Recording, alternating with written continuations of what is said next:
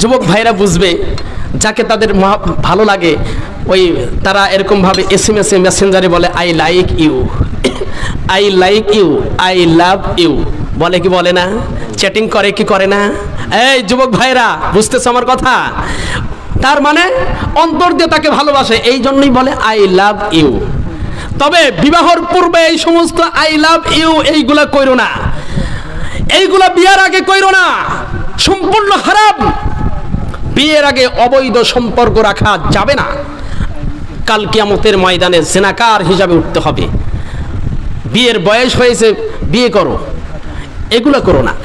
তো আমি যেই কথা বলতেছিলাম যে যে যাকে অন্তর দিয়ে ভালোবাসে তাকে মনের কথাটা খুলে বলে।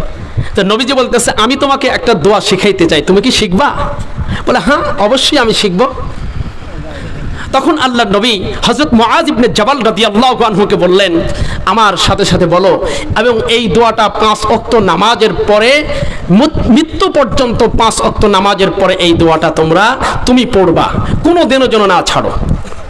তাহলে নবীজি মুআয ইবনে জাবাল রাদিয়াল্লাহু আনহুকে যেই দোয়া শিখাইছেন, ওই দোয়াটা নবী কাকে ভালোবাসছেন? মুআয ইবনে জাবাল রাদিয়াল্লাহু আনহুকে ভালোবেসে এরকম ভাবে দোয়া শিখাইছেন। আমরাও যদি প্রত্যেক 5 ওয়াক্ত সালাতের পরে যদি আমরাও ওই দোয়াটা যদি আমল করি, তাহলে আমরাও নবীর ভালোবাসা পাবো কি পাবো না? আমরাও নবীর ভালোবাসা পাইবো কি পাইবো না? চিৎকার করে বলেন পাবো কি পাবো না? সম্মানিত সুধী, সেই দোয়াটা আমার সাথে সাথে পড়েন।